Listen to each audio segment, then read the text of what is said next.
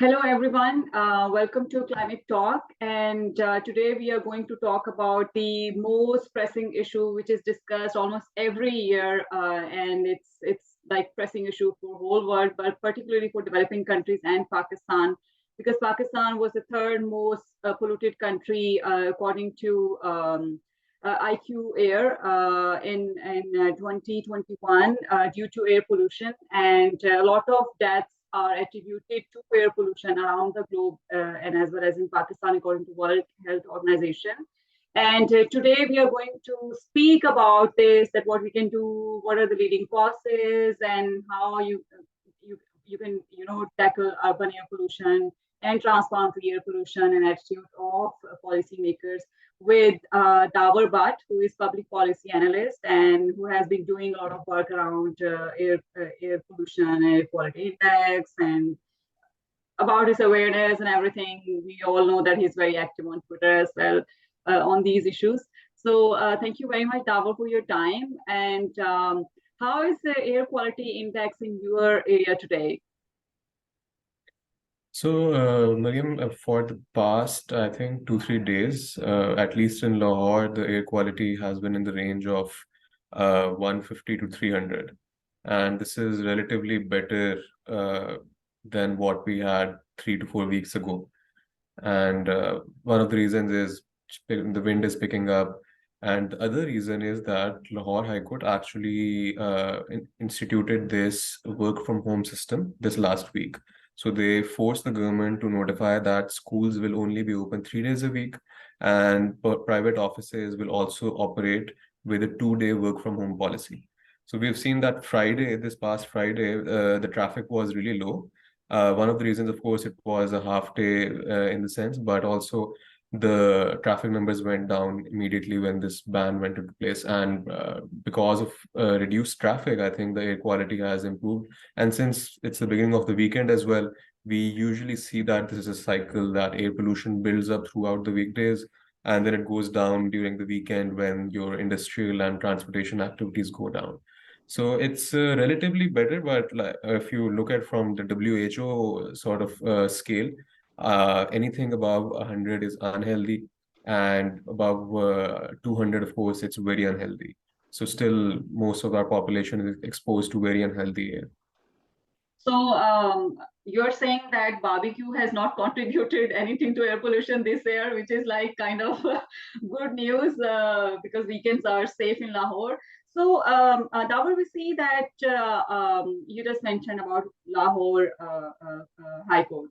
So how do you see this? I mean, every year we see that Lahore High Court is kind of taking notices and bringing, DCs and ACs as well to sort of make them accountable that what they are doing and taking updates.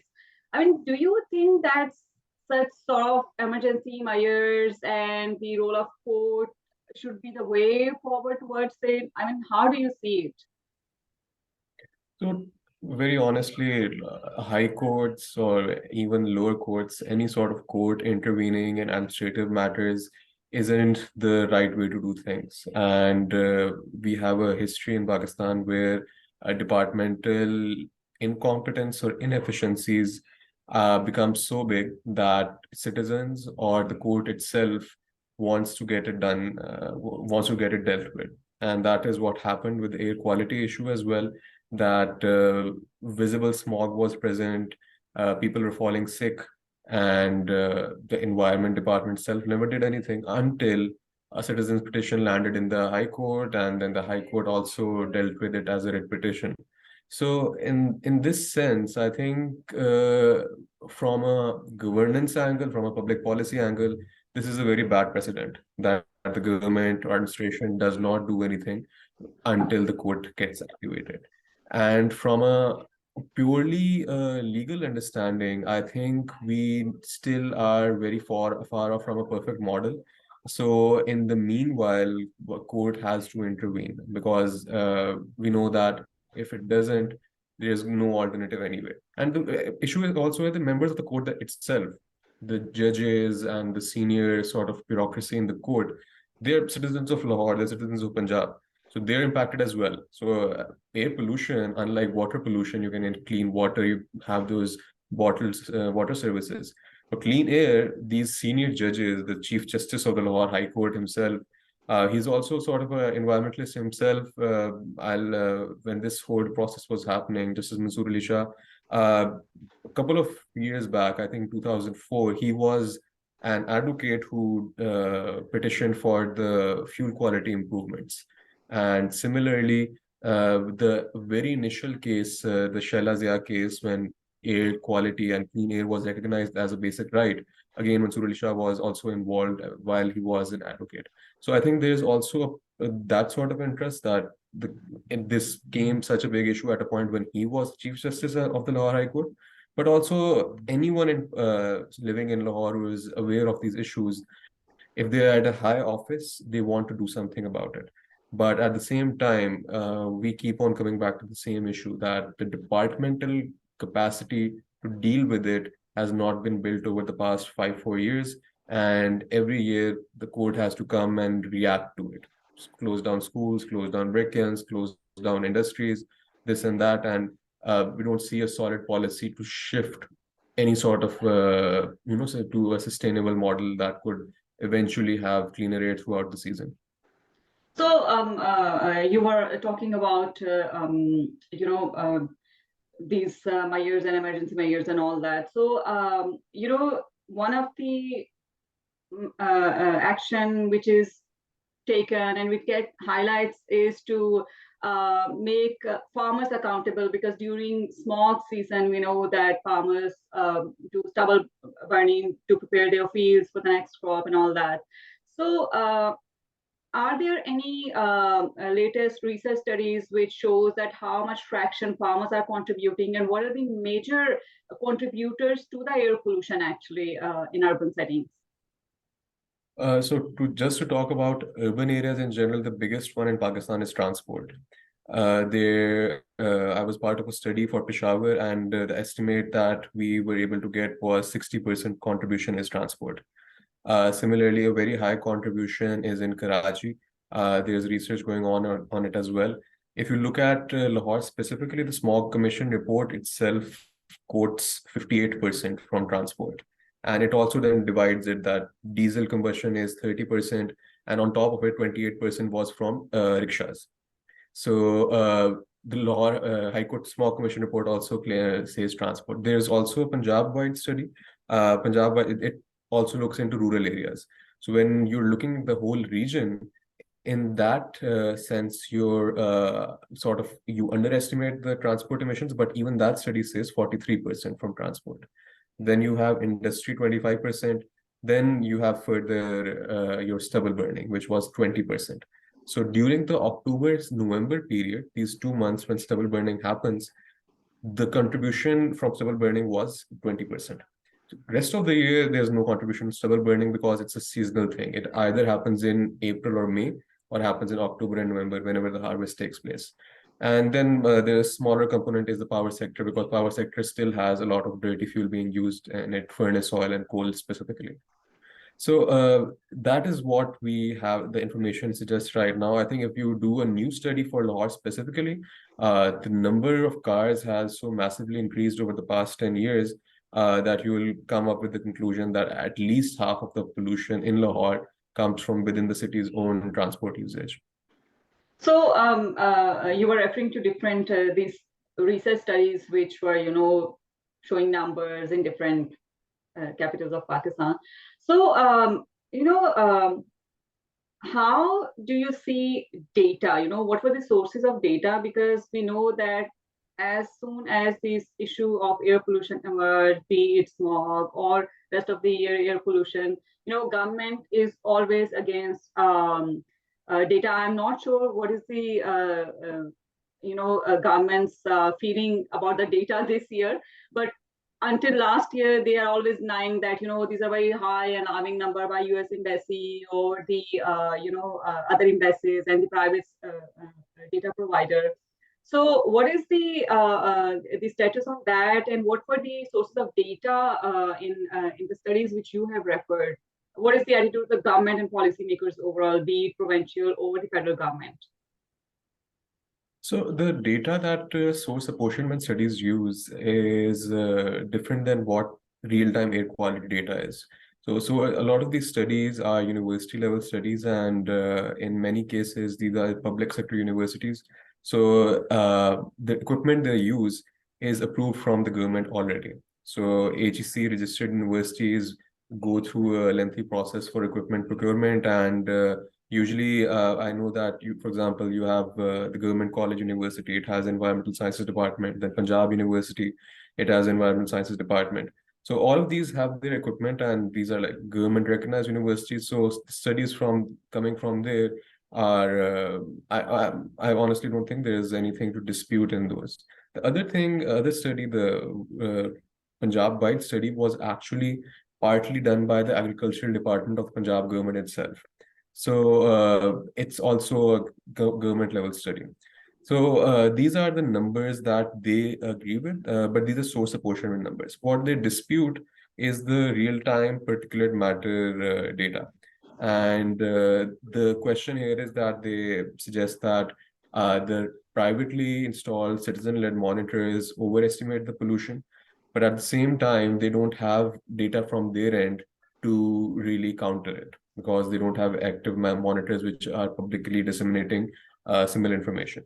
What we know right now is that they have some assistance from the urban unit in Punjab.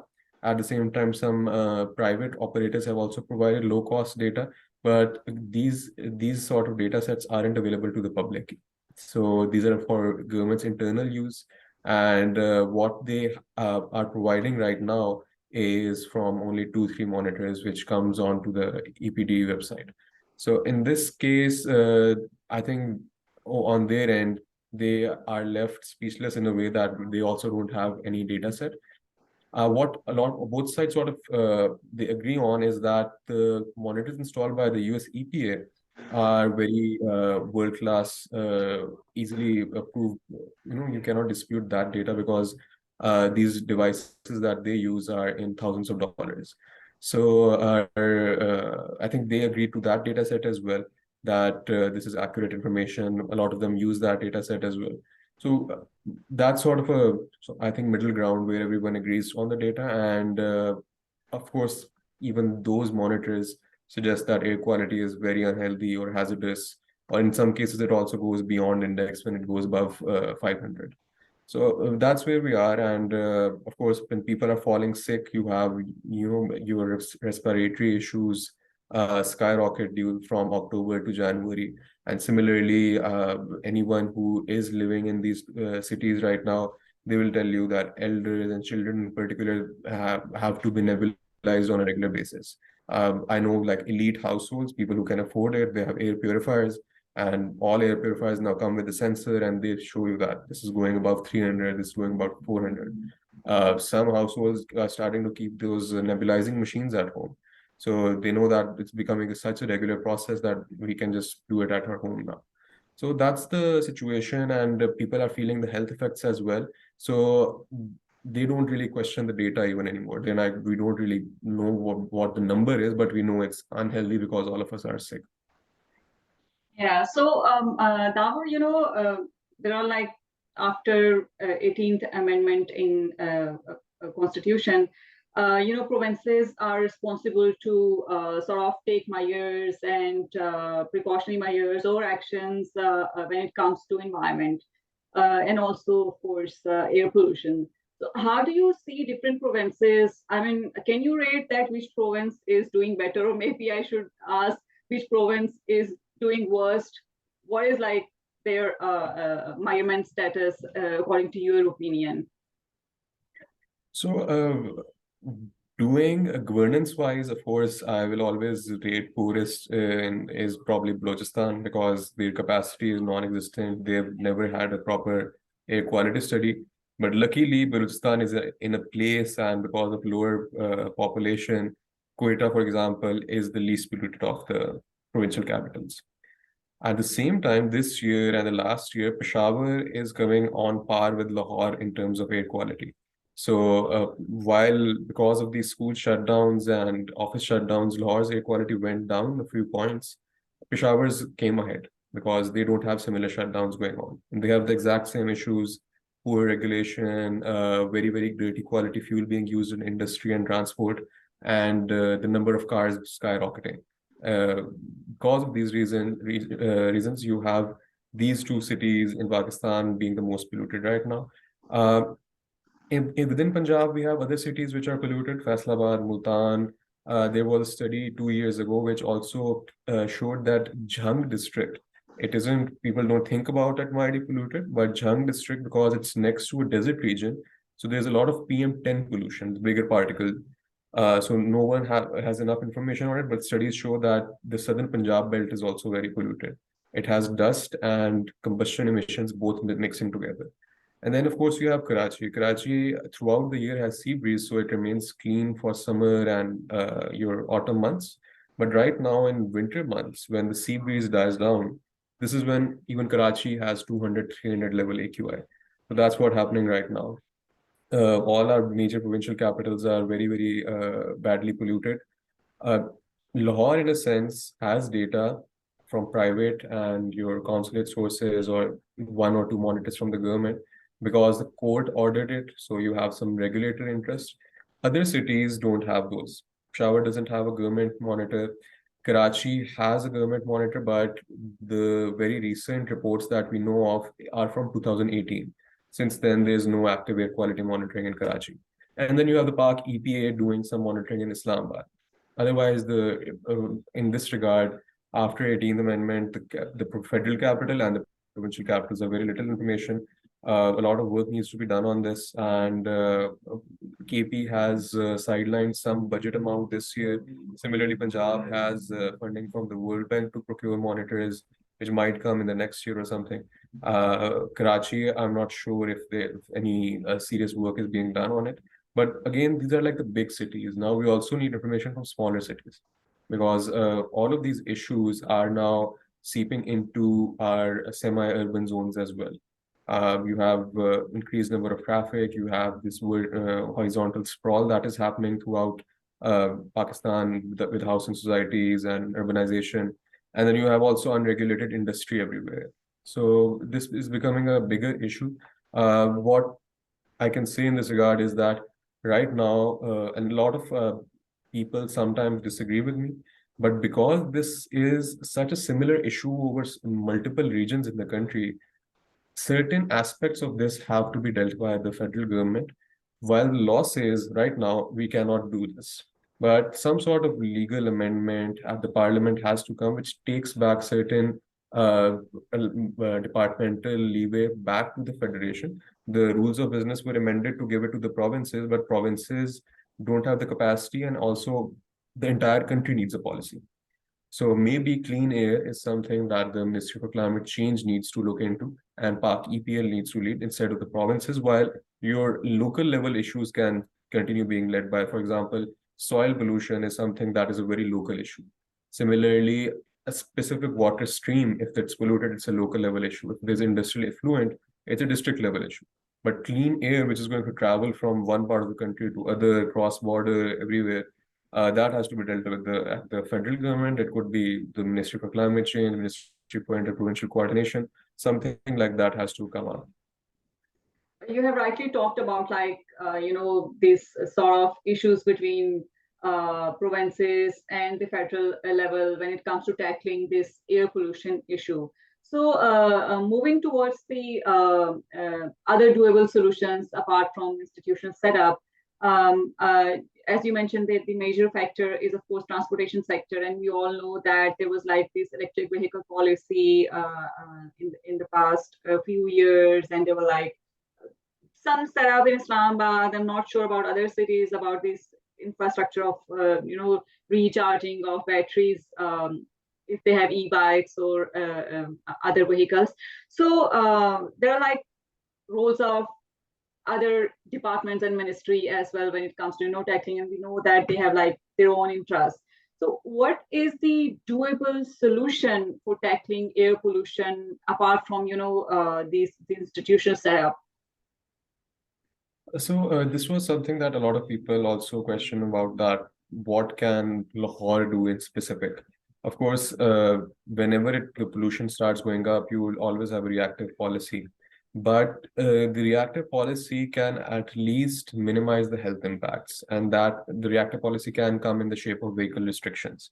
We've had the example of odd even number plated cars. We've had the example of giving extra days off in the week.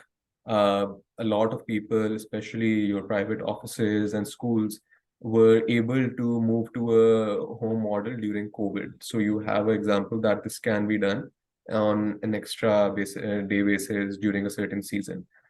Similarly, I think this is also a time where right now Pakistan has a fuel regulations which allow the use of Euro 2 to Euro 5 fuel. And this happened because our local refineries weren't able to produce clean fuel. So clean fuel, some of it can be imported as well. But supply chain issues sometimes mean that every part of the country cannot get that clean fuel, so you're still using dirty fuel. You have to make sure that polluted regions in the country have clean fuel availability. If you're not willing to reduce the number of vehicles, you can at least provide cleaner fuel so the emissions are lower. Then comes the transport side, which is the manufacturing side. Any cars being assembled, manufactured need to have very, very high standards. They need to have, if it's a diesel vehicle, they need to have your diesel particulate filters. They need to be the engines need to be of a certain standard to reduce emissions. All these petrol vehicles need to have catalytic converters. We have these, legal issues that people have gone to courts, and it's been proven that catalytic converters were not being installed in the locally assembled vehicles. So you have a lot of these things that have to be dealt on the standard side. And of course, on a larger scheme of things, public transport is the solution to all of this. That's how every other city in the world has dealt with it. That as soon as your public transport starts increasing, your network starts expanding and goes to different parts of the city, your people realize that using private vehicles is inefficient or more costly, and they start shifting to it. So right now, if the government comes out and says that, oh, use a bus service, and no one will use the bus service because, of course, it's very inefficient, and you have in a country like Pakistan where safety issues and where air pollution is in outdoors isn't very well to go out into. So people don't want to do it. But you have to make it more economically viable for them. So in that case, that's where you introduce a public transport network. It has to be expanded a lot. And in cities like cities like Lahore, you have a network that is in place, but it needs to be made a lot better. So that's where you will see reductions. I know that's how Beijing dealt with it. It's still dealing with it, but the levels have fallen down a lot. In Delhi, for example, the Delhi metro network is the world's largest now, but it's still very polluted. So they're still expanding it. They're introducing more routes. They're introducing reconstructing their railway stations and expanding them to such extent that it becomes more viable. And then, of course, this electric vehicle policy that has come in, it's a policy right now. As you mentioned, the infrastructure is very limited, and no local level manufacturing in electric vehicles has scaled up to cater to such a demand. So in that case, what we saw in China, for example, was that the government not only reduced the taxes on electric vehicles, but it brought in these green loans that anyone who is willing to buy a car, they will be given loans on very low interest rates, car leasing for electric vehicles in particular. And at the same time, if you run that electric vehicle throughout the city, you were given tax benefits. So that's where we are right now, that the air quality situation is so desperate that we need to incentivize the public to shift very, very rapidly towards these clean solutions. And until and unless we have a very, very strong economic attraction for these benefits, people will always pick what's easiest or cheapest, and which is the status quo. If they have an old vehicle, they'll keep on running it until you give them an option that your old vehicle can go for this much money and you'll get a green loan to get a new vehicle. So that's where we are, and I think Pakistan or provinces can do this solely by themselves. You don't need an external force to do it. You don't need the federal government to do it. Punjab government, for example, has the Power Development Board. It can incentivize electric vehicle infrastructure, and Transport Department, Excise Department can bring in these tax benefits. So all of this can happen for brick kilns, for example. The loans came through Bank of Punjab. So similarly, car loans can come through Bank of Punjab for green car leasing. All of this is all provincial. It could easily be done if someone takes a serious policy on it. Yeah, these are like very much doable, and let's see how our institutions are going to, really sort of do some action instead of emergency measures. You were mentioning about these transboundary water transboundary air issue, because air doesn't know any borders. So what are your suggestions for tackling this transboundary air pollution with our neighboring countries? So this is also an interesting angle that transboundary pollution becomes it's also a problem, but becomes an excuse of not dealing with the problem. That on our side we claim India is doing it. On the Indian side, in some cases they've claimed that it comes from Pakistan. But over the past 2 3 years, I think it's reduced a lot. In initial years, this was a big issue, but over the past 2 3 years, we've seen that because of increased access to satellite information, there's a realization that there's crop burning on both sides of the border. So neither side can blame each other. And then you can also have these wind pattern studies, which basically say that the wind patterns aren't conducive to large amount of transport, pollution transport. What the issue here is that it's not from one point to another. The pollution right now extends from Peshawar Valley all the way to Dhaka, which we call the Indus and Ganges, Indo-Gangetic Plain. It covers all of it. So it's not traveling across as such, but it's just present all over it. So in that case, because this is a single, what we in scientific terms it's called an airshed. And this is one airshed, and because the movement is restricted between these spaces, all of them are polluted. Some places are much more polluted than the others, but all of it is polluted.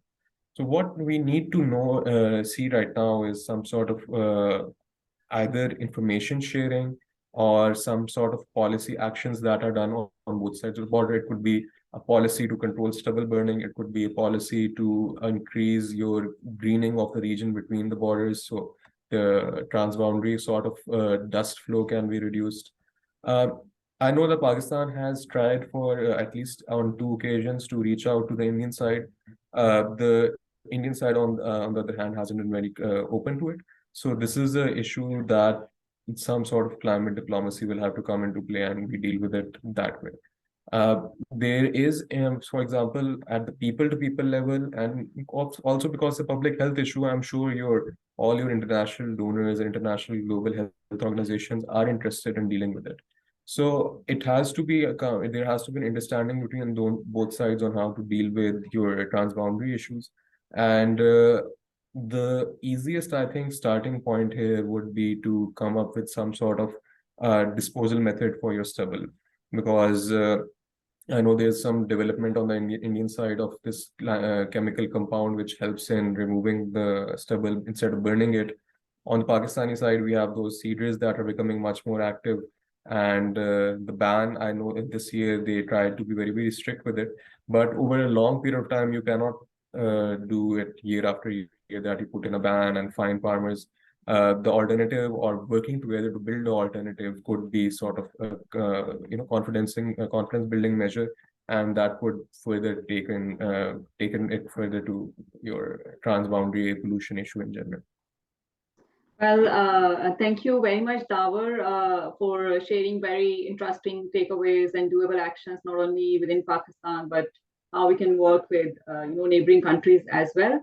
And thank you so much for your time. And for the citizens of Pakistan, be it in urban or rural settings, wear your mask, stay indoors, and keep yourself hydrated as well. And stay safe, stay healthy. Thank you very much.